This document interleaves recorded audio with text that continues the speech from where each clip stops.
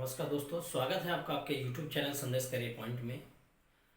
हम लोग RRB NTPC के प्रैक्टिस बैच में तीसरे पेपर पे पहुंचे हैं और मैं आप लोगों से एक ही बात कहूंगा कि आप शुरू से लेकर अंत तक पेपर को देखने की कोशिश करें, क्योंकि जो आपको एक पेपर प्रीवियस ईयर क्वेश्चन और मॉडल पेपर के तरीके से मैं पेपरों को क्या कर कलेक्शन कर रहा हूं, जो आपके एग्जाम के लिए बेहद इंपॉर्टेंट होगा।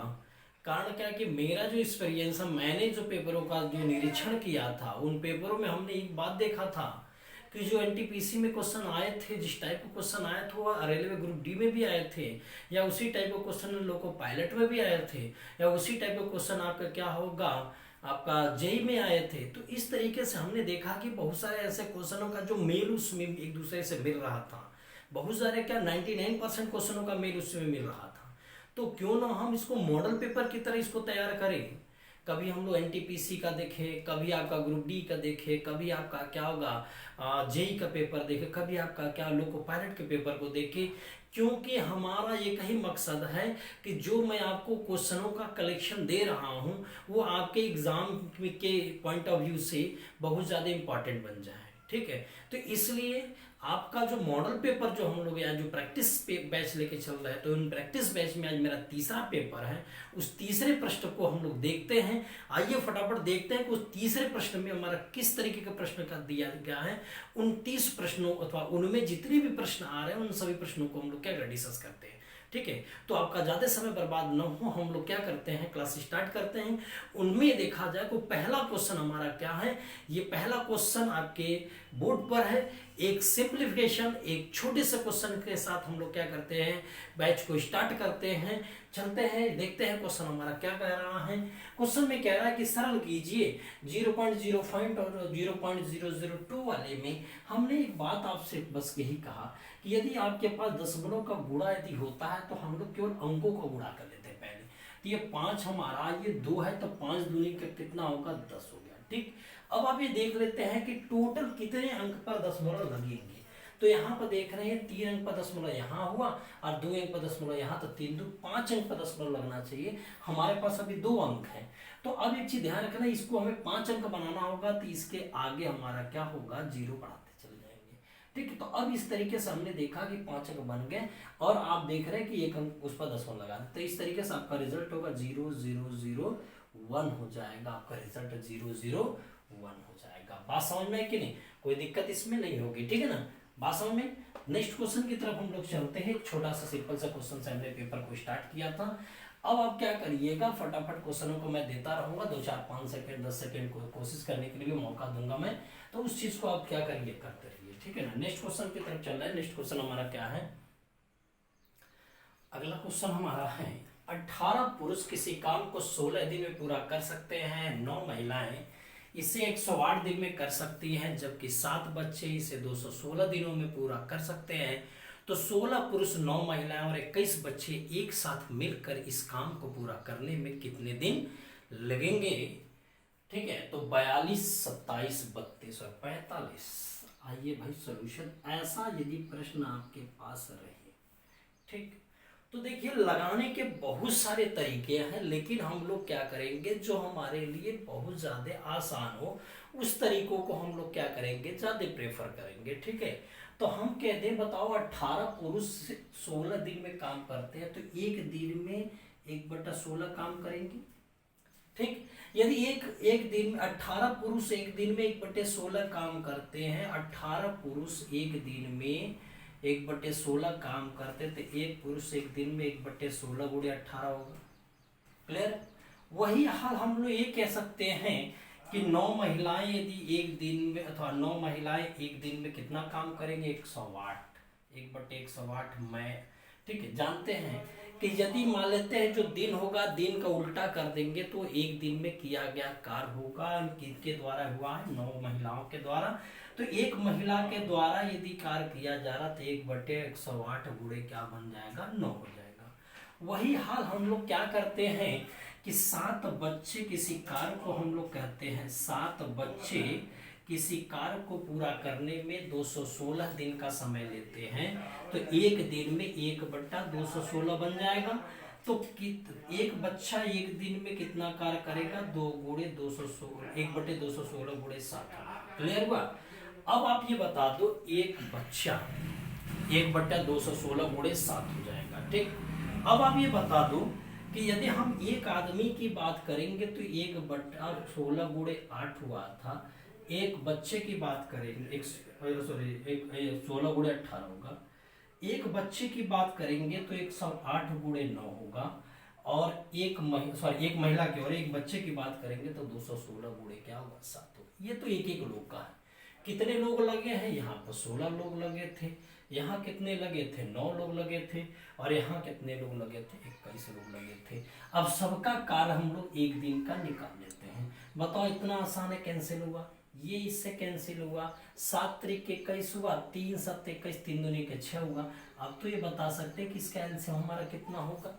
इसका एलसीएम बताइए, यदि 18 108 और 72 हमारा है तो 18 108 और 72 का एलसीएम कितना होगा। तो अब ये देखिए, 18 × 4 = 72, इसका मतलब क्या, 18 108 में भी आ सकता है, 72 में। मतलब 108 और 72 के बारे में हम लोग विचार करते हैं। 36 त्रिक 108 होता है, 36 दूनी 72, 3 और 2 का एलसीएम क्या होगा, 36 6 का 1 क्या होगा, 216। इसका एलसीएम 216 हो गया। तो यहाँ 18 एकम 18 दूनी के 36 हो जाएगा, 18 × 18 दूनी के 36 हो जाएगा। यहाँ कितना होगा, 2 बार में गया, और ये कितना होगा, 3 बार में। तो 12 2 14 3 15 हो जाएगा, 216 हो जाएगा। कहीं से कैलकुलेशन गड़बड़ा गया क्या प्रश्न में। 9 महिला 108 है, सही भी है। 7 बच्चे 216, ये भी सही है। 16 पुरुष, 9 महिलाएं, 21 बच्चे, एक समझे का पूरे कार्य को कितने दिन में करेंगे। ठीक है, 15 दिन, 16 3 6 3 7 21, 18 16,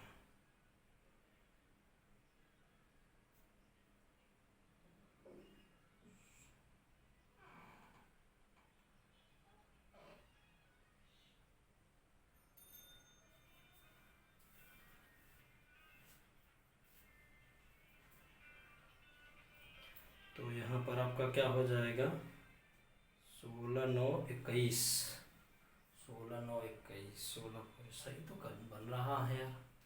तो 18, ओहो सही, 18 × 18 बच जाएगा, 3 18 दूनी 36, ये भी सही है। 108 दूनी का 216, ये भी सही है। 3 से कट जाएगा, 7 त्रिक 21, 3 से का 3 से 3 दूनी के 6, ये भी सही है।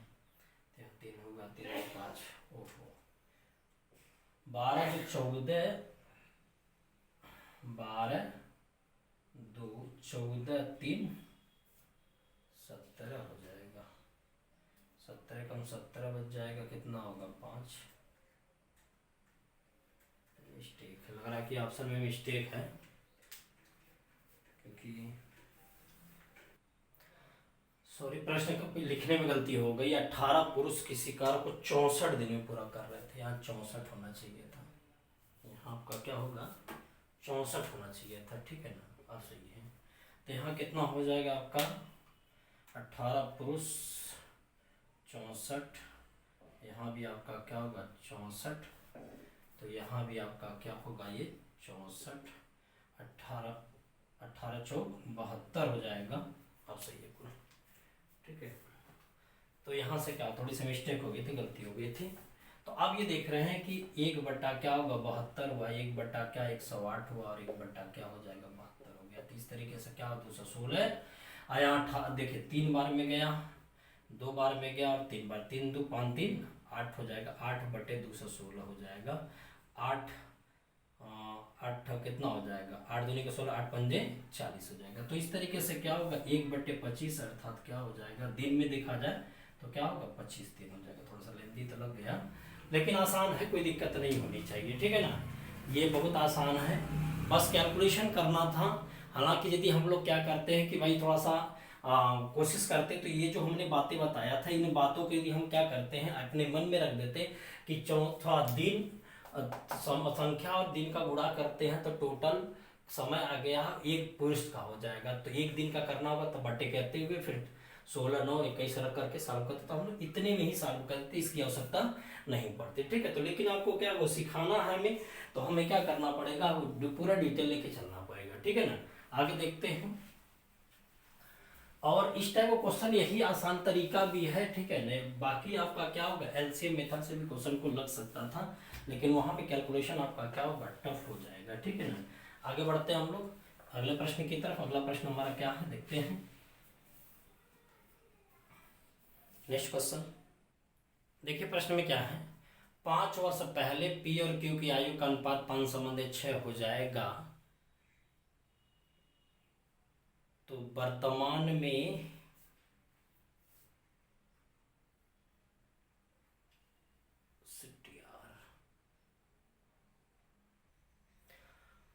प्रश्न गड़बड़ लिख दिए हैं, फिर से देख लेते हैं प्रश्न को। देखिए ये वाला सही प्रश्न था। 5 वर्ष पहले पी और क्यू की आयु का अनुपात 7:9, 10 वर्ष बाद यह अनुपात 5:6 हो जाएगा, तो वर्तमान उनकी आयु का अनुपात क्या हो जाएगा, ठीक। वर्तमान उनकी आयु का अनुपात क्या हो जाएगा, तो यहाँ पर आप देख रहे हैं कि भाई पी और क्यू है 5 वर्ष पहले, 5 वर्ष पहले, तो क्या रेशियो था, 7:9 था। 10 वर्ष बाद यह जो अनुपात हुआ वो कितना हो गया, 5/6 हो गया, क्लियर है। अभी बताइए 5 साल पहले ये वर्तमान रहा होगा, इसके 5 साल पीछे गया, इसके 10 साल आगे गया, तो कुल मिला के 15 साल का गैपिंग हो गई कि नहीं, 15 वर्ष की गैपिंग हो गई। तो एक काम हम लोग कर लेते हैं कि इनका गुणा इसमें, इनका गुणा इसमें कर लेते हैं, तो 9 × 5 = 45 हो जाएगा और 7 × 42 हो जाएगा। अंतर जो होगा इसके बीच में अंतर कितने का, 1 है ना, तो एक यहाँ पर क्या साल है, 15, तो 15 साल का बढ़ेगा, तो 1 गुणे क्या होगा, 15 हो जाएगा। फिर से देखिएगा, क्रॉस मल्टीप्लाई कर लीजिएगा, उनके बीच का डिफरेंट देख लीजिएगा, और नीचे वाली जो वैल्यू उसका डिफरेंट आप देख लीजिएगा, तो इसके बीच का डिफरेंट हमारे पास कितना है, इसके बीच का जो डिफरेंट है हमारे पास कितना हो जाए, एक में इस 15 साल का गुणा कर लेंगे, तो 15 का 15, तो यहाँ से अंतर कितने का होगा, 3 पर कितना होगा 15, तो 1 पर कितना होगा 5, तो आपका क्या होगा, 5 साल पहले 5 7 क्या होगा 35, और 9 × 5 = 45 होगा। लेकिन कब, 5 साल पहले। और आपसे क्या करा, वर्तमान में आना है, तो 5 साल पहले है तो वर्तमान में आने के 5 इसमें जोड़ेंगे, तो 35 5 कितना होगा 40, और यहाँ 5 जोड़ेंगे 45 5 कितना होगा 50, तो यहाँ 40 वर्ष और यहाँ क्या होगा 50 हो गया। तो रेशियो बनाएंगे तो 4 क्या होगा 5, तो इस तरीके से इसका राइट आंसर क्या हो जाएगा, 4/5 हो जाएगा। बात समझे। फिर से देखिएगा, 5 साल पहले का रेशियो दे दिया, 10 साल बाद का रेशियो दे दिया, इनका क्रॉस मल्टीप्लाई कर लेंगे, उनकी वैल्यू क्या होगा डिफरेंट में 3, और इसके बीच में नीचे वाली वैल्यू अनुपात का डिफरेंट देखें 1 है, 1 का हम लोग क्या करेंगे, जितने साल का डिफरेंट है उसमें गुणा कर लेते, ये गुणे 15 हो जाएगा, तो यहाँ पर अंतर 3 पर 15, तो 1 पर 5 हो गया, तो 5 7 35, 5 9 45, कब है 5 साल पहले का है। वर्तमान में पूछेगा तो उसको क्या, आज से 5 साल पहले 35 साल का, तो आज 40 साल का, आज से 5 साल पहले 45 साल का, तो आज कितना हो जाए 50 साल का, उनके बीच का रेशियो कितना होगा 4/5 हो जाएगा। अब नेक्स्ट क्वेश्चन की तरफ चल रहे हैं, ठीक है ना। आगे बढ़ते हैं, अगला प्रश्न हमारा क्या है, देखिएगा नेक्स्ट क्वेश्चन। नेक्स्ट क्वेश्चन है, दो संख्या एक संबंध 4 के अनुपात है, उनके लसा और मसा क्रमशः 84 और 21 है, तो छोटी संख्या ज्ञात कीजिए, ठीक है। आई भाई, जब दो संख्याएं दिया हो, मौसा और लसा पता हो, तो दोनों संख्या को गुणा, यदि मैं इसको क्या करता है के कह देता हूँ, और ये आपका क्या होगा 4k होगा। क्यों, क्योंकि दोनों के बीच में रेशियो एक संबंध 4 है, यदि पहली संख्या के मानेंगे तो दूसरी संख्या क्या होगा 4k, मौसा गुणे लसा बराबर क्या होगा, सॉरी पहली संख्या गुणे दूसरी संख्या बराबर मौसा गुणे क्या हो जाएगा, ये लसा हो जाएगा, ठीक। तो इस तरीके से 4 से इसको काटेंगे तो 21 हो जाएगा, यहाँ k² बराबर 21 होगा, तो k की जो वैल्यू होगी वो क्या होगा, सॉरी 21 × 21 होगा, तो k की वैल्यू क्या होगी 21 हो जाएगा। अब हमें छोटी संख्या बोला है, तो छोटी संख्या में हमारा छोटा रेशियो, और छोटा रेशियो हमारा क्या है k है, तो k हमारा छोटी संख्या होगी वो कितनी होगी 21 हो जाएगी, यही हमारा क्या होगा उत्तर हो जाएगा। बात समझे ना। जब दो संख्याएं ज्ञात हो, मौसा और लसा कितना हो, तो मौसा गुणे लसा बराबर पहली संख्या गुणे क्या होगा दूसरी संख्या, पहली संख्या को हमने 1k माना, दूसरी संख्या को 4k माना, उनका मल्टीप्लाई किसके बराबर है मौसा गुड़े लसा, तो मौसा 21 और लसा 84 है। अब यहाँ से 4 से काटे 21 हुआ, के स्क्वायर में 21 गुड़े 21, तो के बराबर 21 होगा। तो छोटी संख्या पूछेगा तो छोटी संख्या 1 के यानी 21 की वैल्यू के अथवा के की वैल्यू क्या है 21 होगी। ठीक है, नेक्स्ट क्वेश्चन की तरफ चल रहे हैं। अगला प्रश्न क्या है, प्रश्न आपको आपके एग्जाम को ध्यान में रखते हुए मॉडल पेपर सेट करके बताया जा रहा है क्वेश्चनों को, इसलिए आप क्या करें शुरू से लेके अंत तक पूरे क्वेश्चनों को आप देखने की कोशिश करें। ठीक है ना भाई, मैं मानता हूं कि आप बहुत तेज हैं, लेकिन आप क्या हो एग्जाम के अथवा जब एग्जाम नजदीक आता है तो उसके लिए प्रैक्टिस करना बहुत ज्यादा जरूरी है। ठीक है, चलिए अच्छा आगे देखते हैं। अगला क्वेश्चन हमारा क्या होगा, ट्रिग्नोमेट्री से है। अगला क्वेश्चन जो हमारा है वो क्या है, ट्रिग्नोमेट्री से है। साइन टी अंश माइनस ए प्लस साइन टी अंश प्लस ए की वैल्यू क्या होगी। तो आज देखिएगा, ये कह रहा है, देखने से ये लग रहा है कि साइन ए प्लस बी प्लस साइन ए माइनस बी। तो मैं एक सूत्र जानता हूं, उसको जानते रहिए आप भी। साइन ए प्लस बी प्लस साइन ए माइनस बी बराबर आपका होता है 2 साइन ए इंटू कॉस बी। ये सूत्र होता है 2 साइन ए इंटू कॉस बी। तो यदि हम साइन ए के जगह पर क्या होगा 30 और बी के जगह ए रखते तो 2 साइन क्या होगा 30 अंश इंटू कॉस क्या होगा ए हो जाएगा। बी के जगह ए है ना भाई, कंपेयर करो 30 अंश के जगह पर ए बताया और ए माई के जगह पर क्या होगा बी है, तो 2 साइन ए इंटू कॉस बी, तो 2 साइन 30 अंश इंटू कॉस ए, तो 2 साइन 30 की वैल्यू 1/2 इंटू क्या होगा कॉस ए हो जाएगा। 30 तरीके से कैंसिल, तो कॉस ए निकल के आ जाएगा, वो कॉस ए क्या हो जाएगा हमारा डी राइट आंसर हो जाएगा। बात समझे ना, तो ये आपका क्या ट्रिग्नोमेट्री का एक सूत्र है, उस सूत्र पर आपके बेस पे क्वेश्चन है। तो सूत्र आप याद रखें, साइन ए प्लस बी प्लस साइन ए माइनस बी बराबर 2 साइन ए इंटू कॉस बी। इसी प्रश्न को लगाया गया है। ठीक है, आगे प्रश्न को देखते हैं। अगला प्रश्न हमारा क्या है, नेक्स्ट क्वेश्चन देखते हैं क्या आ रहा है। देखिए क्वेश्चन क्या कह रहा है, 24% साधारण ब्याज की दर से लिए गए ऋण को 6 वर्ष बाद 73,200 रुपये देकर चुकाया जाता है, तो ऋण की राशि कितनी। मतलब जब हम चुकाने गए, मैंने आपसे उधार लिया, 6 साल के बाद मैं आपको वापस करने गया, तो उधार ली गई धनराशि और प्लस ब्याज मिला करके मैं इकट्ठा दूंगा ना, तो वही बात है 73,200 क्या होगा मूलधन और ब्याज मिला करके। अब बताओ मूलधन हम लोग क्या करते हैं 100% मानते हैं। ठीक है, अब एक साल में यदि 24% है तो 6 साल में 24 छक्का क्या होगा 144% हो जाएगा। 3 साल में कितना होगा 24 छक्का 144% हो जाएगा। 24% के हिसाब से 6 साल में कितना होगा 24 छक्का 144% हो जाएगा। तो इस तरीके से आप ये देखेंगे कि टोटल हमारे पास क्या होगा 244% हो, जो किसके बराबर है 73,200 के बराबर। 73,000 क्या होगा 200 के बराबर। क्लियर, तो 1% बराबर कितने को होगा 300 आएगा, लेकिन 3 चौके 12, 3 चौके 12 13, 3 दूनी 6 7 हो जाएगा। तो 100% हमारा मूलधन उधार लिए थे, तो उत्तर कितना हो जाएगा हमारा 30,000 रुपये होते थे। राइट इंटरेस्ट कितना हो जाएगा आपका बी होगा 30,000 रुपये। ठीक, वैसे समझिए ये प्रिंसिपल हुआ और ये आपका एसआई होगा कितने साल का 6 साल का। प्रिंसिपल यदि 100 रुपया माने और एसआई हमारे पास कितना होगा 1 साल में 24, तो 6 साल में 24 छक्का 144, टोटल मिला के 244% आपका अमाउंट आ गया। और जब ये अमाउंट हमारा 44% 244% आ गया अमाउंट, मतलब अथवा टोटल धन मिश्र धन जिसको बोलते हैं, बराबर इतने के, तो एक पर इतना, तो 100 पर कितना हो जाएगा तो 30,000 हो जाएगा। ठीक है, आगे प्रश्न चलते हैं। अगला प्रश्न हमारा क्या है देखते हैं, नेक्स्ट क्वेश्चन की तरफ चल रहे हैं। ठीक है, तो धीरे धीरे आपका क्या होगा क्वेश्चनों का कलेक्शन भी मिलता जाएगा और आपका क्या होगा तैयारी भी भरपूर तरीके से होती जाएगी।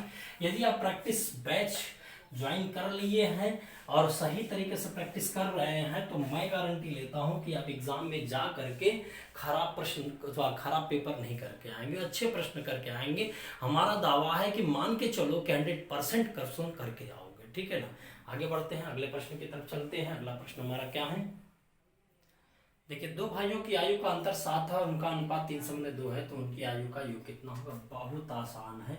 अब आपसे कह रहा है कि 2 भाइयों का अंतर क्या होगा 7 है, 3 के बीच में, यानी पहले भाई की उम्र 3 है, दूसरे भाई के 2 है, तो उसके बीच में अंतर 1 है, 1 पर कितनी है 7 है। तो कह रहा है कि क्वेश्चन में दोनों भाइयों का योगफल, तो पहला भाई यदि 3 है, दूसरा भाई 2 है, तो टोटल योग कितना 3 2 कितना हो जाएगा 5। यदि 1 पर 7 है तो 5 पर कितना होगा 5 गुणे 7 बच्चे कितना हो जाएगा 35। एकदम आसान क्वेश्चन था। ठीक है ना। आगे बढ़ते हैं, अगले प्रश्न की तरफ चलते हैं। नेक्स्ट क्वेश्चन हमारा क्या है, ठीक है ना। अगला प्रश्न हमारा क्या है, देखते हैं, अगले प्रश्न की तरफ चल रहे हैं। देखिएगा, एक इंटेल अथवा इनलेट पाइप एक टैंक को 10 मिनट में भर देगा। टैंक में 2 आउटलेट पाइप हैं जो अलग अलग क्रमशः 12 मिनट तथा 15 मिनट में टैंक को खाली कर सकते हैं। यदि सभी पाइपों को खोल दिया जाता है और टैंक में पानी भरना शुरू हो जाता है तो टैंक कितने समय में पूरा भर जाएगा या पूरा खाली हो जाएगा, ठीक है।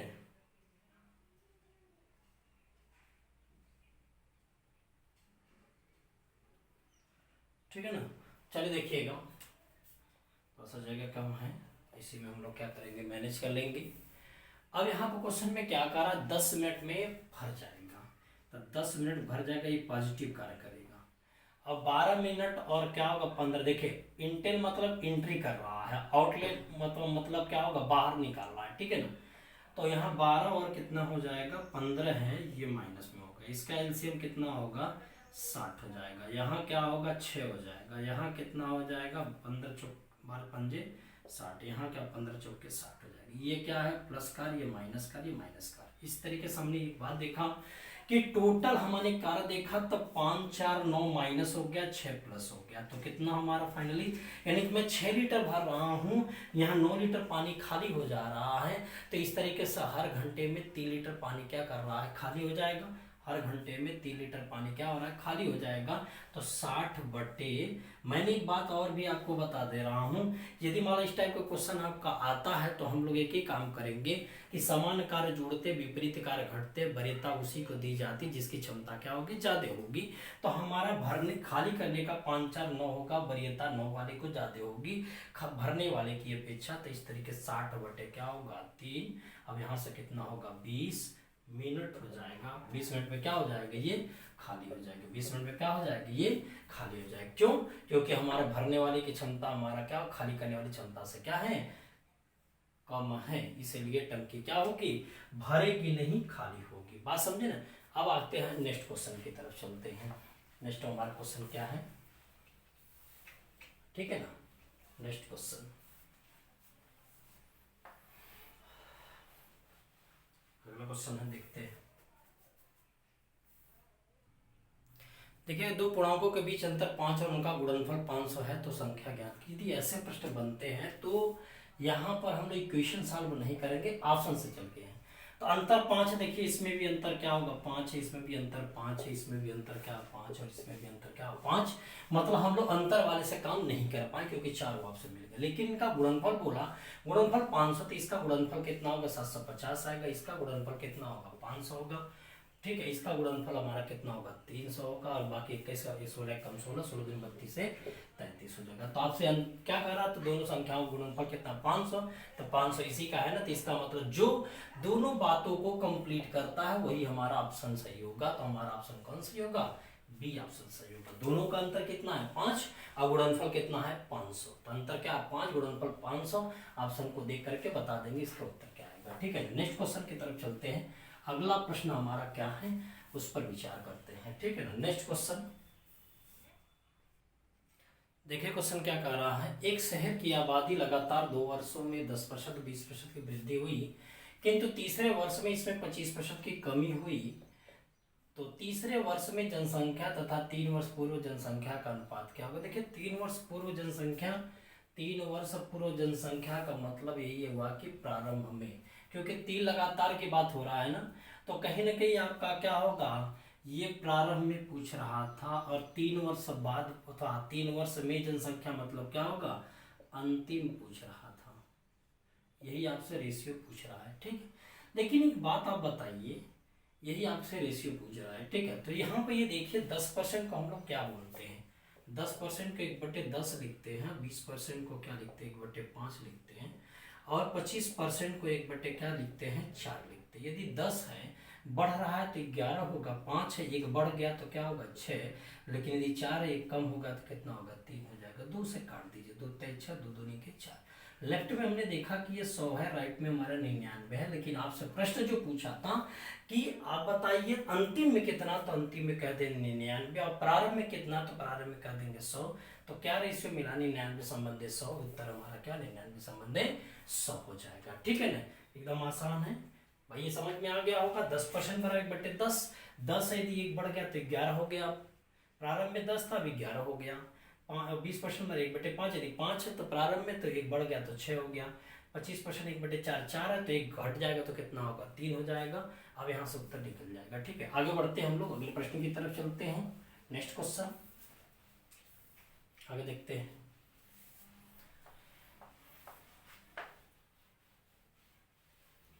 नेक्स्ट क्वेश्चन आपका क्या है,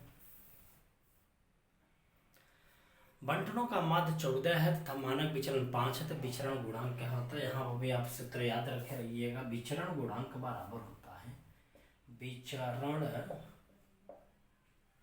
गुणांक बराबर मानक विचलन बटे माध्य और गुणे 100 हो जाएगा। ये परसेंटेज निकलता है। मानक विचरण गुणांक का मतलब ये होता है कि माध्य का कितना प्रतिशत मानक विचलन होगा, तो माध्य में कितना प्रतिशत मानक विचलन, वही विचरण गुणांक होता है। ठीक है, तो इस तरीके से आपका मानक विचलन कितनी है 5, यहाँ 14 गुणे क्या हो जाएगा 100 हो जाएगा। ठीक, तो यहाँ कितना 50 और ये क्या होगा 7, तो कितना 7 50 25 250 हो गया, बटे कितना होगा 7 तरीक के 21 हो जाएगा।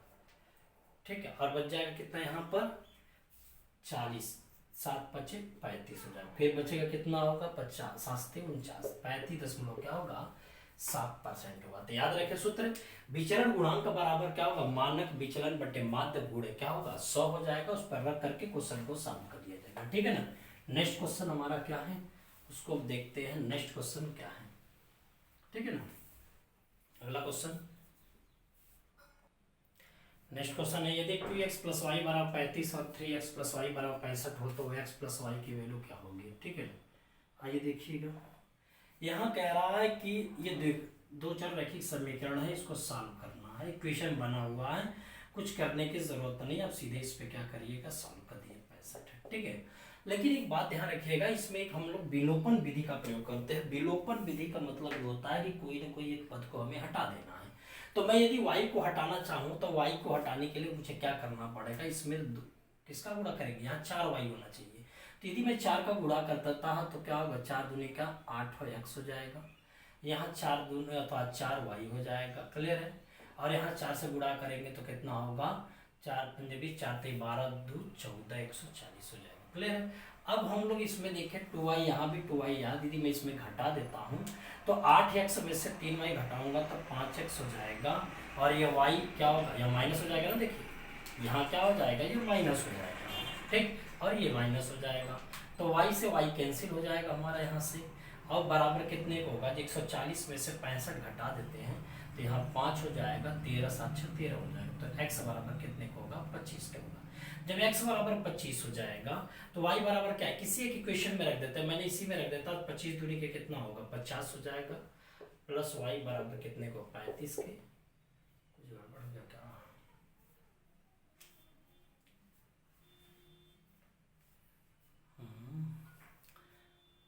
4 दूनी के 8, 2x + y बराबर 35, 3x + 4y बराबर 65 यहाँ पर है।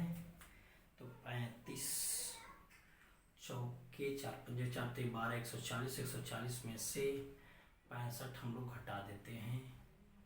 तो 65 यदि घटा देते हैं तो कितना हो जाएगा, 7 13 5 5 10 13 14, ठीक है 75, 15 बचे 75 होता है, सॉरी यार बड़ा गड़बड़ी हो जा रही है, 15 बचे 75 होता है। तो यहाँ 15 दूनी का क्या होगा 30 हो जाएगा ना, 2x + y बराबर 35। तो y बराबर कितने को होगा 5, x बटे y यानी 15 बटे क्या होगा 5, 5 3 15 हो जाएगा। तो उत्तर हमारे पास कितना होगा 3 हो जाएगा। उत्तर हमारे पास कितना हो जाएगा 3 हो जाएगा। ठीक है, तो नेक्स्ट क्वेश्चन हमारा है, अगले प्रश्न की तरफ चलते हैं। अगला प्रश्न हमारा क्या कर रहा है, ठीक है ना, उस पर हम लोग चलते हैं। ठीक, आगे बढ़ते हैं। नेक्स्ट क्वेश्चन, देखिएगा, टैंक ए का 2/5वां हिस्सा पानी से भरा है। पाइप बी इसे 10 मिनट में भर सकता है, जबकि पाइप क्यू इसे 6 मिनट में खाली कर सकता है। यदि पी और क्यू दोनों पाइपों को एक साथ खोल दिया जाए तो टैंक को खाली करने में कितना समय लगेगा? अभी बताइए, 10 मिनट और क्या होगा 6 मिनट, ये भरता ही खाली करता है। एलसीएम कितना होगा 30 की, यहाँ 3 और यहाँ कितना होगा 5 हो जाएगा। तो ये प्लस कार, ये क्या होगा माइनस कार होगा। क्लियर?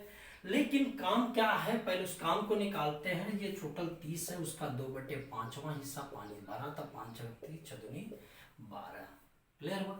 अब ये 12 लीटर टंकी में पानी है। इस 12 लीटर टंकी में पानी को 5 लीटर खाली करता, 3 लीटर भर जाता, तो फाइनली 2 लीटर बचेगा ना।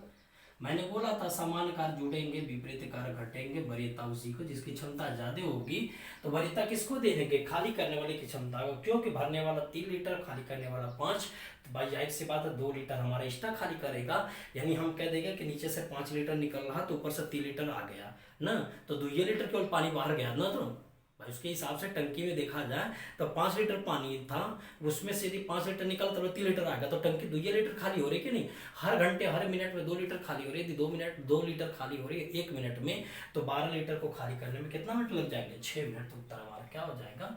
6 मिनट। तो टंकी कितने समय में खाली हो जाएगी? 6 मिनट में खाली हो जाएगी। ठीक है ना। अगले प्रश्न की तरफ चलते हैं। अगला प्रश्न हमारा क्या है, ठीक है ना। नेक्स्ट क्वेश्चन, तरीका आपको समझ में आ रहा होगा। डिस्कशन का मतलब ये होता है कि मैं आपको क्या होगा 1-2 तरीके से उसको समझाते जाऊं और आप उसको क्या करें, सीखते चले जाए। ठीक है। नेक्स्ट क्वेश्चन हमारा क्या है, देखते हैं। देखिए प्रश्न में क्या है, एक नाव जिसकी शांत जल में चाल 15 किलोमीटर घंटा है, 4.5 घंटे में धारा की दिशा में 30 किलोमीटर जाती है, तो धारा की दिशा में चलकर वापस आती है, तो धारा की चाल ज्ञात कीजिए। यानी कि 30 किलोमीटर जाती है धारा की दिशा में और धारा के विपरीत दिशा में चल करके वापस आती है कितने घंटे में? 4.5 घंटे में। तो धारा की चाल ज्ञात कीजिए। ठीक है ना। यदि मान लेते इस टाइप का यदि प्रश्न आता है तो इसके लिए आप लोग करेंगे क्या, मैंने एक सूत्र बता दिया कि भाई जब भी कोई गतिमान अथवा धारा की दिशा में जाना फिर वापस आना, दूरी हमारा सेम होती है, तो दूरी बराबर x square minus y square बट्टे क्या होगा 2x गुणे कुल टाइम। जहां x हमारा शांत जल में चल, ठीक, और y जो हमारा है वो क्या होगा धारा की चाल, और t आपका क्या होगा कुल टाइम, कुल समय। क्लियर है। अब यहाँ पर हम देख लेते हैं कि ये 30 है, 15 का वर्ग माइनस वाई स्क्वायर बटे 2 गुणे 15, और टाइम कितना होगा 4.5 हो जाएगा। तो कितना हो जाएगा यहाँ से 15 3 45 हो जाएगा, 0.3 हो जाएगा, 15 दूनी 30, इससे काटेंगे 3 5 15, यहाँ क्या बन जाएगा 50 हो जाएगा। क्यों? क्योंकि एक अंक का दशमलव था इसलिए 50, 50 दूनी 100 हो जाएगा, यहाँ 100 हो जाएगा, ये 225 हो जाएगा, माइनस वाई स्क्वायर हो जाएगा, 100 दूनी 200 हो जाएगा, सॉरी। अब यहाँ से पक्षांतर करेंगे तो वाई स्क्वायर बराबर क्या होगा 25 के, तो वाई बराबर कितने का होगा 5 के, तो इस यहाँ पर क्या होगा धारा के चल कितना हो जाएगा 5 के। वो आप सूत्र याद रखे रहिएगा, उन सूत्र से आप क्या करेंगे क्वेश्चन को एकदम आसानी से लगा सकते हैं। ठीक है ना। बस आपको याद होना चाहिए कि जाने वाला टाइम और आने वाला जो आपका है, ठीक है, दोनों को मिला करके दिया हो और दूरी हमारा दिया हो 30, ऐसा जो दूरी हमारा क्या नियत होता है, दूरी बराबर x square minus y square बटे 2x गुणे टी, एक्स शांत जल में चाल, वाई धारा के चाल, और टी क्या है कुल समय। सूत्र पर रख करके क्वेश्चन को सॉल्व कर लेते हैं। ठीक है। अगला देखते हैं, अगला प्रश्न हमारा क्या है, ठीक है ना। नेक्स्ट क्वेश्चन की तरफ चलते हैं।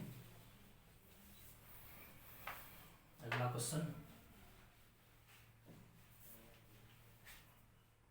देखिएगा।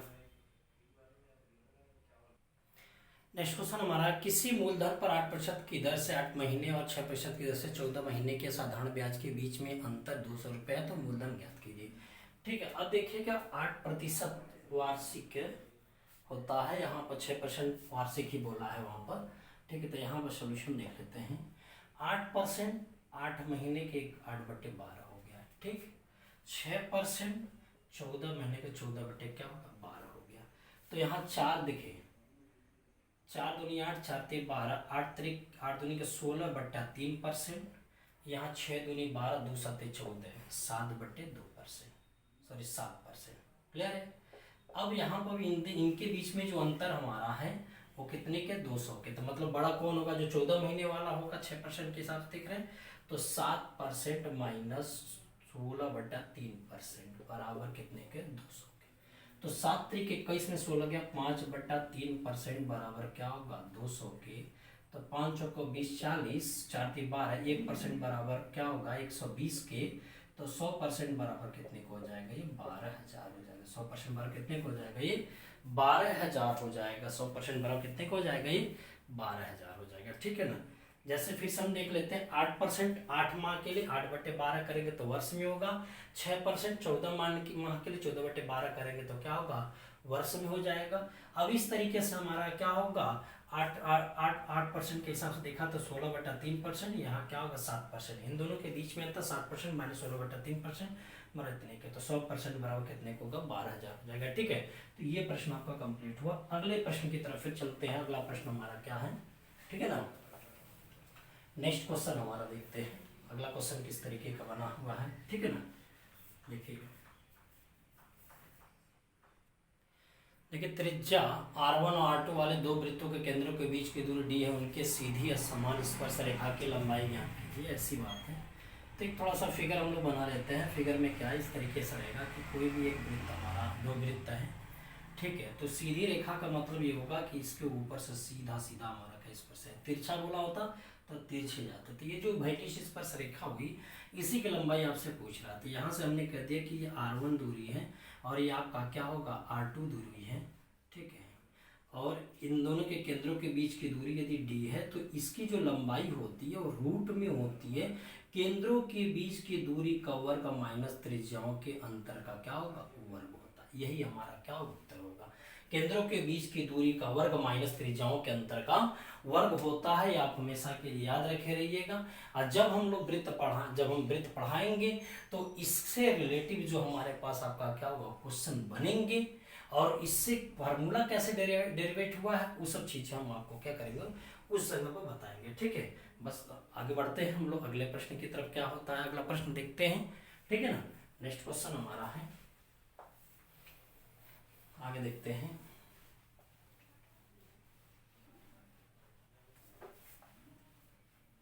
नेक्स्ट क्वेश्चन देखिएगा, 10% पानी युक्त 16 लीटर दूध इतना पतला करने के लिए उसमें कितने लीटर पानी मिलाया जाना चाहिए ताकि मिश्रण में पानी की मात्रा 20% हो जाए। मिश्रण में पानी की मात्रा क्या हो जाएगा, 20% हो जाए। ठीक है। तो आइए इसमें देखते हैं। यदि आपका क्या होगा, ये दूध हो गया और ये क्या होगा, पानी। थोड़ा समझ लेते हैं डिटेल में, फिर इसके बाद कॉन्सेप्ट लेकर चलते हैं। दूध कितना हो गया, पानी 10% तो दूध 90% होगा। क्लियर। पानी 10% तो दूध 90%। कह रहा है कि 10% पानी युक्त 16 लीटर दूध में उसमें कितने लीटर पानी मिलाया जाना चाहिए कि इसमें मिश्रण का कितना हो जाएगा, 20% हो जाएगा। ठीक है। तो अब यहाँ से देखते हैं। अच्छा, टोटल मिश्रण ही दे दिया है 16 लीटर दूध इतना पानी मिलाने पर। तो 10 पर हमारा क्या होगा,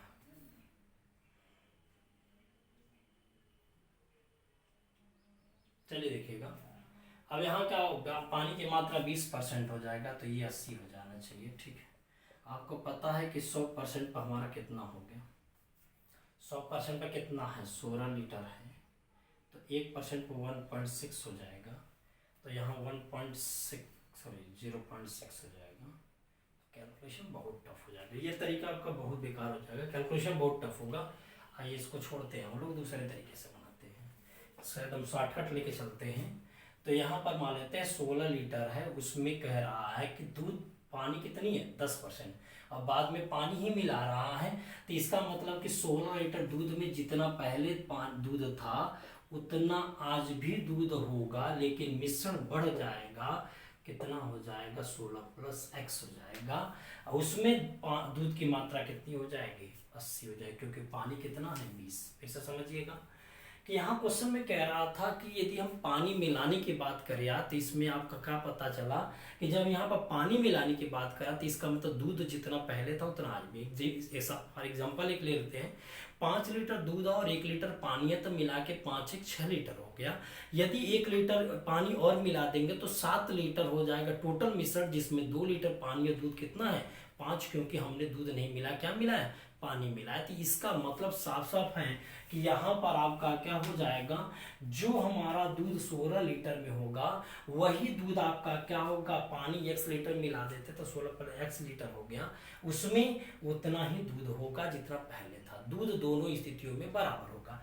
जब दूध दोनों स्थितियों में बराबर होगा तो 16 का 90 और इसका 80% दोनों आपस में बराबर। तो यहाँ से खत्म, 1 0 यहाँ से खत्म हो जाएगा। 4 दूनी का क्या होगा 16, 9 दूनी 18 बराबर 16 प्लस क्या होगा x के, तो x बराबर क्या होगा 2 लीटर। ये बहुत आसान तरीका, इसी से आप क्या करेगा, आगे के सभी प्रश्न इस टाइप के यदि बनते हैं तो लगाते जाइएगा, ठीक है। नेक्स्ट क्वेश्चन की तरफ चलते हैं। अगला प्रश्न हमारा क्या है उसको देखते हैं, ठीक है ना। अगला प्रश्न की तरफ चल रहे हैं। अगला क्वेश्चन हमारा देखिएगा 1400 रुपये में खरीदी गई एक साइकिल को 15% हानि पर बेची जाती है तो उसका विक्रय मूल्य क्या होगा। एकदम आसान है भाई, ये सब छोटे छोटे प्रश्न है, फटाफट लगाते थे। विक्रय मूल्य बराबर क्या होगा, क्रय मूल्य कितना था 1400 है, 15% हानि तो मतलब किस में जाएगा 85% पे जाएगा, तो 0 14 25 70 हो जाएगा, हासिल 7 और 14 बाटे 112 और 7 119 हो जाएगा, तो 1100 क्या हो जाएगा 90 हो जाएगा। कितना हो जाएगा 1190 हो जाएगा, ठीक है। नेक्स्ट क्वेश्चन अब चलते हैं। 15% हानि 85% बस निकाल लीजिए, सीधा सीधा बात है और कुछ करने की जरूरत नहीं है यहाँ पर, ठीक है। अगले प्रश्न की तरफ हम लोग चल रहे हैं। देखिए, दो शंकु के वक्रपृष्ठों का क्षेत्रफल 2 संबंध 1 है, उनके त्रिज्या 1 संबंध 2 है, तो उनकी ऊंचाई ऊंचाई 1 संबंध 2 है, तो उनकी त्रिज्याओं का अनुपात क्या हो जाएगा, ठीक है ना। तो देखिएगा यहाँ पर कोई भी वक्रपृष्ठ की बात करें, शंकु का वक्रपृष्ठ, शंकु का वक्र पृष्ठ बराबर 2 पाई आर एल होता है। वो पृष्ठ बराबर क्या होगा 2 पाई आर एल होता है, ठीक। तो अब ये बताइए 2 पाई तो कांस्टेंट है, कोई मतलब नहीं। यहाँ आर इंटू एल जो होगा वो आपका शंकु का वक्र पृष्ठ का रेशियो बनाएगा। बात समझे ना, या रखना है तो रख लीजिए, कोई दिक्कत नहीं।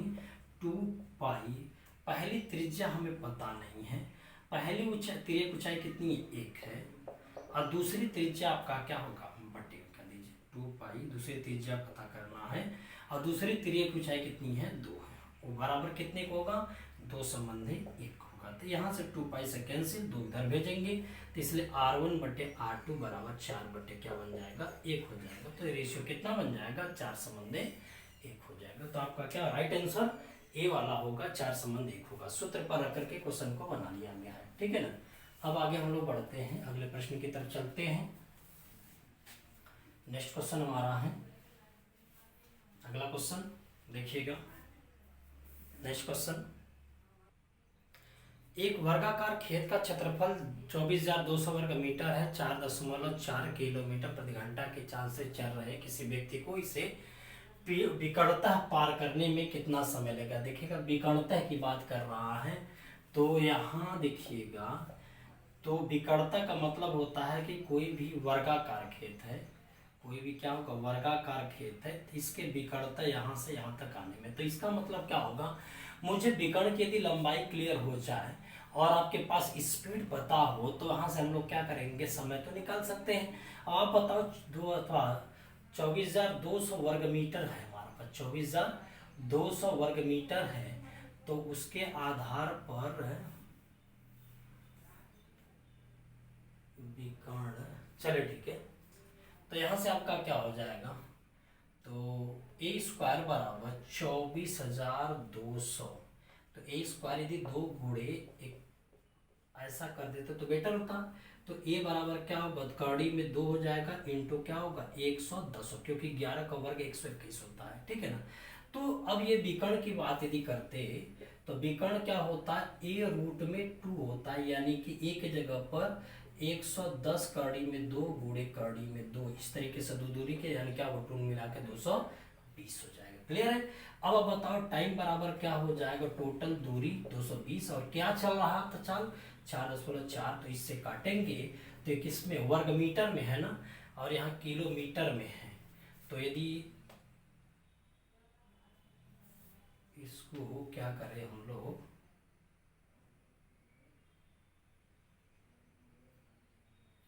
5/18 मीटर प्रति सेकंड में कर लेते हैं। क्लियर है? अब सेकंड में आ जाएगा, जो आएगा उसको देख लेते हैं। तो कितनी बार में जाएगा ये, 4×4=20, तो मिला के 50 बार में चला जाएगा। क्यों, 44×5=220 होता है, 1/10 50 बार में ये कट जाएगा तो कितना 10, और उड़ के चला जाएगा तो 180 मिनट। मतलब साफ साफ है कि कितना 180 मिनट हो गया। ठीक है ना, 180 मिनट। ठीक है ना, थोड़ा सा लाइट कट गई थी इसलिए थोड़ा सा अंधेरा हो गया था। तो हमने यहाँ देखा 120 मिनट यानी क्या, 120 सेकंड होगा यहाँ पर, 120 सेकंड यानी क्या होगा 3 मिनट हो जाएगा। ठीक है, तो यहाँ पर आपका क्या होगा 3 मिनट हो जाएगा। बात समझे ना? तो इस तरीके से आप देखें कि यदि कोई भी मान लेते हैं वर्गाकार की बात करें तो वहाँ से पहले हम लोग क्या करेंगे, उसकी विकर्ण निकालेंगे। विकर्ण की लंबाई निकालने के लिए पहले वर्ग का क्षेत्रफल इतना होगा, तो यहाँ से एक ही मैंने भुजा निकला तो वो विकर्ण क्या हो जाए ए रूट में, तो वहाँ से क्या होगा 220 हो जाएगा। ठीक है ना, अब वो आपका क्या होगा 220 जो आपके पास है, अब वो चली गई दूरी है, टाइम निकालो तो कुल दूरी बटा कुल समय से निकाल लेंगे। ठीक है, आगे बढ़ते हैं हम लोग अगले प्रश्न की तरफ। ठीक है, अगला प्रश्न हमारा क्या है देखते हैं। नेक्स्ट क्वेश्चन, छोटे छोटे क्वेश्चन है। आप देखिए, एक वस्तु को 24 रुपये बेचने 25% की हानि होती है, तो 25% लाभ प्राप्त करने के लिए विक्रय मूल्य क्या होगा। वस्तु को 2 बार बेची गई, पहली बार बेची गई, दूसरी बार बेची। पहली बार 25% हानि मतलब 75 में बेची गई थी, दूसरा 25% लाभ 125 में बेचे गए, तो 25 × 75 हो जाएगा, 25×5 125 हो जाएगा। तो ये जो 3 वाली जो वैल्यू है उस विक्रय मूल्य को क्या बोला 2400, तो एक पर कितना होगा 800 होगा, तो 8×5 क्या होगा 40, तो आपका सेकंड वाला विक्रय मूल्य कितना होगा 4000 हो जाएगा। सेकंड वाला विक्रय मूल्य क्या हो जाएगा 4000 हो जाएगा। ठीक है ना, तो अगले प्रश्न की तरफ चल रहा है। फिर सब आसान है, छोटे छोटे प्रश्न हैं, आप आसानी से लगाते हुए चले जा सकते हैं। ठीक है ना, कोई दिक्कत नहीं होगी। ठीक है, नेक्स्ट क्वेश्चन की तरफ चल रहे हैं। अगला प्रश्न हमारा क्या है देखिएगा, 125 मीटर लंबी एक रेलगाड़ी एक व्यक्ति को जो ट्रेन की दिशा में 5 किलोमीटर घंटा की चाल से जा रही है 10 सेकंड में पार करती है, तो ट्रेन की चाल क्या होगी। जब दो गतिमान वस्तु एक ही दिशा में गतिमान हो, एक ही डायरेक्शन में जब गतिमान होते हैं, तो वहां पर आपका क्या हो जाएगा कि उनकी जो अपेक्षित चाल हो जाती है, सापेक्षित चाल हो जाती है, तो चालों का क्या होगा अंतर हो जाएगा। तो ट्रेन की चाल भी है और व्यक्ति की चाल कितनी है 5, उसको 125 किलोमीटर की दूरी को 10 मीटर प्रति सेकंड की चाल से चल रही है, तो ये क्या होगा मीटर प्रति सेकंड में किलो प्रति घंटा में 18 बटे क्या करेंगे 5 का गुणा करेंगे।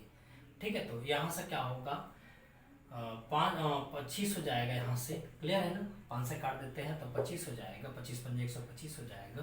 तो यहाँ क्या होगा 5 दूनी 50 25 हो जाएगा, 5 दूनी के 10 होगा, 2 9 18 9 5 45 किलोमीटर प्रति घंटा होगी। कब सापेक्षिक चाल हो जाएगा, तो भी जो होगी 5 उधर भेजेंगे तो 45 + 5 मिला के कितना होगा 50 किलोमीटर प्रति घंटा हो जाएगा। तो इस तरीके से आपका राइट आंसर क्या होगा 50 किलोमीटर घंटा, डी वाला। फिर से समझिएगा, जब दो गतिमान वस्तु एक ही दिशा में गतिमान होते हैं तो आपका क्या होगा चालों का अंतर होगा। रेलगाड़ी की चाल भी मैंने मान लिया और व्यक्ति की चाल 5 है, तो उनके चालों का अंतर बराबर कुल दूरी बटे कुल समय। जब एक ट्रेन किसी व्यक्ति या खंभे या किसी ऐसे व्यक्ति को अथवा पेड़ को पार करती है जिसकी चौड़ाई वौड़ाई कुछ नहीं होती है, नगण्य होती है, तो वहां पर उनकी चाल तो उनकी लंबाई क्या होगी उसके द्वारा चली गई दूरी होती है। ट्रेन की लंबाई 125 है, उसके द्वारा चली गई दूरी कितने समय में 10 सेकंड में तय किया। 18/5 का गुणा इसलिए किए क्योंकि मीटर प्रति सेकंड में था, तो किलो प्रति घंटा 18/5 को गुणा करेंगे और साल करने पर क्या 45 75 कितना हो जाएगा 50। तो ट्रेन की चाल क्या हो जाएगी 50 किलोमीटर प्रति घंटा हो जाएगी। ट्रेन की चाल कितनी हो जाएगी 50 किलोमीटर प्रति घंटा हो जाएगी। ठीक है ना, आगे बढ़ते हैं, अगले प्रश्न की तरफ चलते हैं। नेक्स्ट क्वेश्चन हमारा है, देखते हैं क्या आपका है नेक्स्ट क्वेश्चन। देखिए 5/9 8/3 7/5 3/5 और 1/9 को आरोही क्रम में व्यवस्थित किया। आरोही क्रम का मतलब ये हुआ कि छोटे से क्या होगा, बड़े में असेंडिंग ऑर्डर में होना चाहिए, छोटे से लेकर क्या हो जाना है, बड़े में जाना है, ठीक है ना। तो अब यहाँ पर डायरेक्ट हम लोग निकाले, इसको भाग विधि से कर देते हैं। 5 में 9 के बाद 9 पच्चे 45 हो जाएगा, ठीक है। और यहाँ क्या भाग देंगे तो क्या हो जाएगा, 3 दूनी के क्या होगा 6 हो जाएगा, बचेगा 2, 3 छक 18 हो जाएगा, ठीक। यहाँ 7/5 तक 5 है कम क्या 5 बचेगा, 5 चौक के क्या होगा 20 हो गया, 3/5 0.6 हो गया, 1/9 0. क्या होगा 1 हो गया। बात समझ में। तो पहले छोटा बाद में बड़ा, तो सबसे छोटा 0.1 कौन है, 1/9 क्या होगा 9 होना चाहिए। बात समझे कि नहीं समझे। फिर इसके बाद कौन आना चाहिए, 0.6 है कि 0.5, तो 0.5 आएगा, 5/9 हो जाएगा, क्लियर है। फिर इसके बाद हमारा क्या हो जाएगा कि 0.6 वाला, 0.6 वाला कौन है 3/5 हो जाएगा। फिर कौन आएगा 1.4 वाला, 1.4 कौन है 7/5 हो जाएगा। फिर कौन आएगा, फिर यहाँ 2.6 यानी कौन होगा 8/3 हो जाएगा। तो ये हमारा क्या होगा, आरोही क्रम में व्यवस्थित किया गया, किस विधि से, भाग विधि से हमने इसको क्या किया था, लगाया था। ध्यान से देख लीजिएगा तब समझ में आ जाएगा, ठीक है ना। आगे बढ़ते हैं, अगले प्रश्न की तरफ चलते हैं। नेक्स्ट प्रश्न हमारा क्या है उसको हम लोग देख लेते हैं, ठीक है ना। आगे प्रश्न देखते हैं, देखिएगा।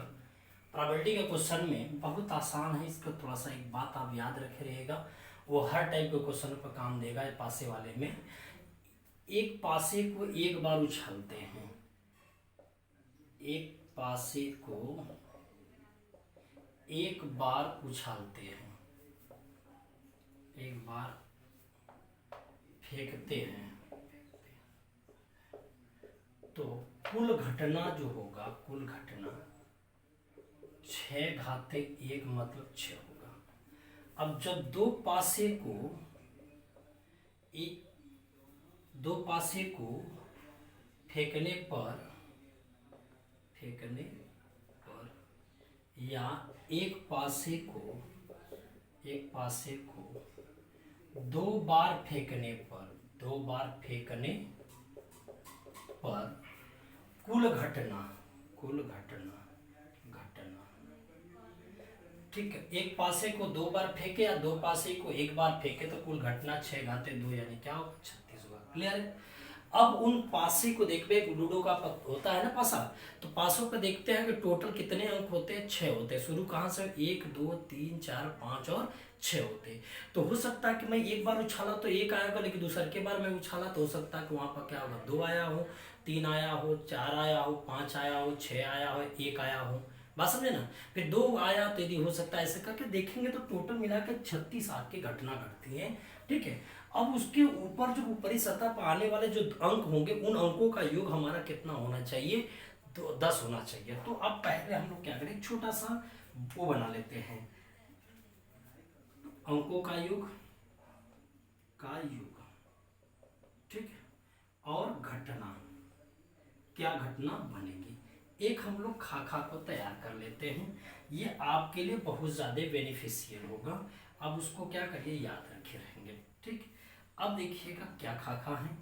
अब अंकों का योग यदि 2 होगा, 1 कभी नहीं हो सकता, क्यों, क्योंकि भाई एक पहले वाले पासे पे 1 होगा तो दूसरे में भी 1 ही होगा, तब तो जाके 1 1 2 होगा, क्योंकि दूसरे वाले पासे में 0 तो कभी आ नहीं सकता, क्योंकि पासे में शुरू से लेकर 1 से लेकर 9 तक, सॉरी 1 से लेकर क्या होगा आपका, क्या होगा 6 तक टोटल अंक होते हैं, ठीक है।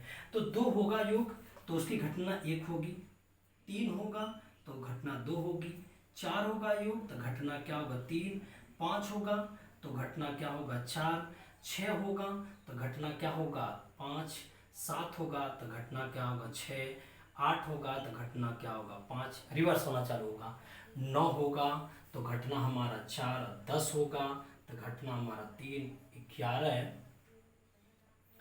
11 होगा तो घटना हमारा क्या होगा 2, और 12 होगा तो घटना हमारा क्या होगा 1 हो जाएगा। इतनी बात समझ में आ गई। तो ये आपका क्या होगा, पासे में ये बहुत ही ज्यादा इंपॉर्टेंट पॉइंट है। आप इसको क्या करें, याद रखे रहेंगे, क्योंकि ये आपके लिए बहुत ज्यादा काम में आएगा, ठीक है। तो आप इस चीज को याद रख लेंगे। इसका स्क्रीनशॉट लेना है तो स्क्रीनशॉट ले लीजिए, जिससे कि आप हमेशा उसको देखते रहें, तो उस क्वेश्चनों, इस टाइप के क्वेश्चनों का आसानी से लगाने में प्रॉब्लम नहीं आनी चाहिए, ठीक है। अब हमारी प्रायिकता का जब बात आती है तो प्रायिकता बराबर होता क्या है, प्रायिकता, सॉरी मैं यहाँ लिख देता हूँ प्रायिकता बराबर कुल घटित होने वाली, देखिए घटित होने वाली घटना बटे कुल घटना। तो घटित होने वाली घटना क्या होगा, 10 आने के लिए कितनी घटनाएं घट सकती है, 3 घट सकती है। और टोटल घटना कितनी यहाँ पर है, 36 है।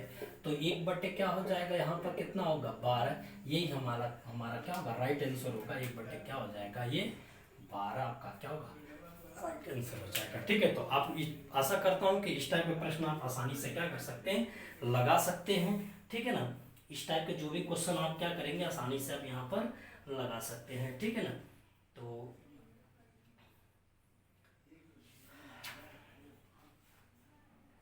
हमारे 2 प्रश्न और हैं, कर लेते हैं, छोटे छोटे प्रश्न हैं। ठीक है, 2 प्रश्न और कर लेते हैं, एकदम छोटे छोटे प्रश्न इसमें हैं। ठीक है ना, देखिएगा,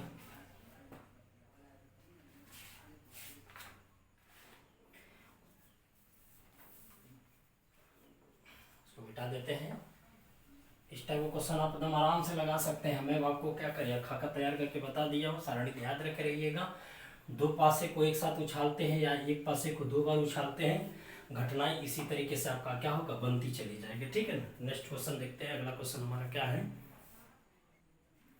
देखिए वह छोटी से छोटी पूर्ण घन संख्या क्या होगी जो 2, 3, 4, 6 से पूर्णतः क्या हो जाए, विभक्त हो जाए।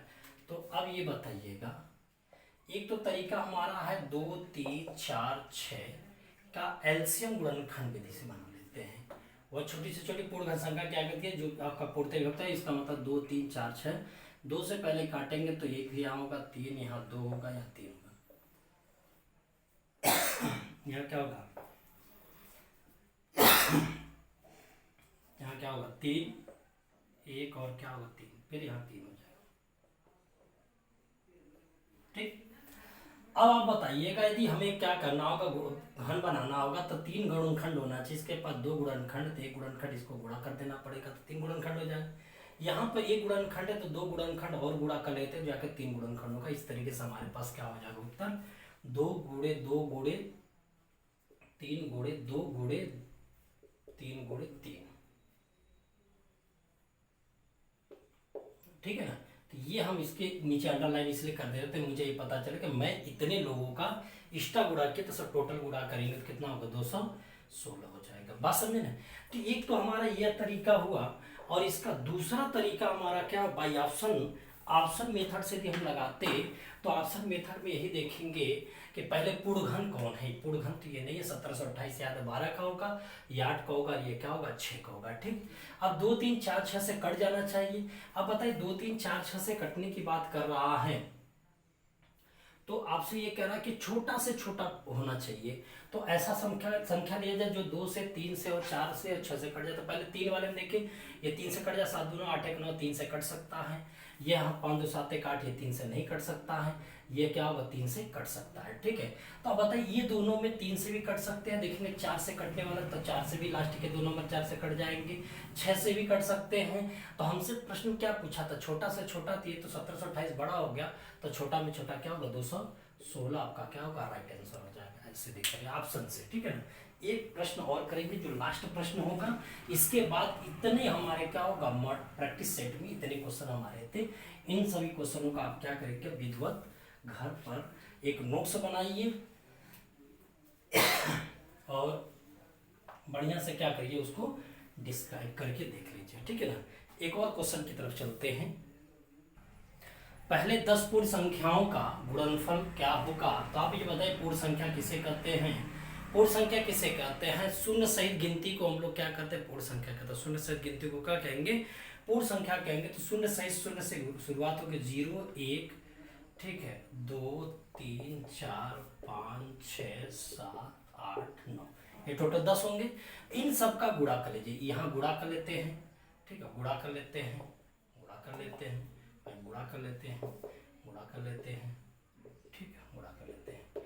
तो अब बताओ 0 का किसी भी नंबर में हम लोग गुणा करते तो उसका उत्तर क्या होगा, 0 हो जाएगा। उसका उत्तर क्या हो जाएगा, जीरो हो जाएगा। ठीक है, तो आज हमने ये देखा बहुत सारे प्रश्न हर टॉपिकों से क्या होगा, प्रैक्टिस सेट में आपको क्या दिया गया था, तो ये बहुत सारे प्रश्नों को हम लोग आज डिस्कस किए। मैं आशा करता हूँ कि आपको पूरी बातें समझ में आ गई होगी। यदि नहीं समझ में आता है तो कमेंट बॉक्स में आप कमेंट करके पूछ सकते हैं कि भाई ऐसे प्रश्नों को हम कैसे लगाएंगे।